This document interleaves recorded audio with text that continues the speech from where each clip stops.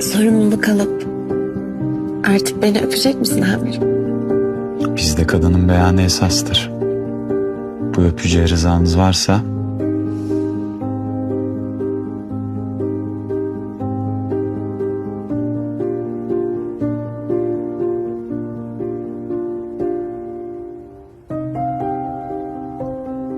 ...6 aydır bugünü bekliyorum.